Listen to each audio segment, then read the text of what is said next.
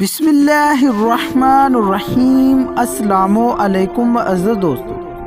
حضرت علی رضی اللہ تعالیٰ عنہ کی خدمت میں ایک شخص آیا اور عرض کرنے لگا، یا علی، میں نے اللہ کے رسول صلی اللہ علیہ وآلہ وسلم سے سنا کہ گناہ گار کی قبر میں سانپ آ کر اس کو ڈستا ہے۔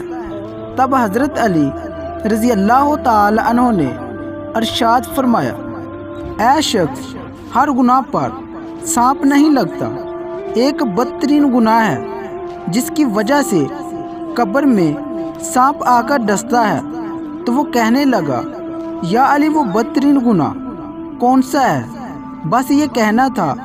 تو حضرت علی رضی اللہ تعالی عنہ نے ارشاد فرمایا کہ وہ بدترین گناہ یہ ہے کہ کوئی انسان کسی دوسرے انسان کو کوئی کام کہے اور وہ دوسرا انسان اس کام کرنے میں قدرت بھی رکھتا ہو، پھر بھی وہ انجام نہ دے، تو اللہ تعالیٰ اپنے فرشتوں کو کہہ دیتا ہے کہ اس کی قبر میں شجر نام کا سانپ چھوڑ دو، کیونکہ یہ انسان میری مخلوق کو صرف استعمال کرتا تھا، میری خلقت کے کام نہیں آتا تھا۔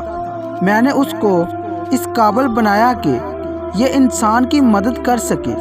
یہ انسان کی مدد کرنے میں غور و فکر نہیں کرتا تھا، صرف اپنی خواہشات میں الجھا رہتا تھا۔ یاد رکھنا، اس زمین پر بدترین گناہوں میں سے ایک گناہ یہ ہے کہ انسان کے پاس اتنی طاقت ہو کہ وہ کسی کی مدد کر سکتا ہو، لیکن پھر بھی وہ کسی کی مدد نہ کرے، کسی کا سوال پورا نہ کرے۔ تو یہ وہ انسان ہے جس کی قبر میں سانپ چھوڑے جائیں گے اور وہ چیخ چیخ کر کہے گا، اے میرے اللہ، مجھے ایک بار پھر موقع دیا جائے تاکہ میں زندگی میں تیری خلقت کی مدد کر سکوں۔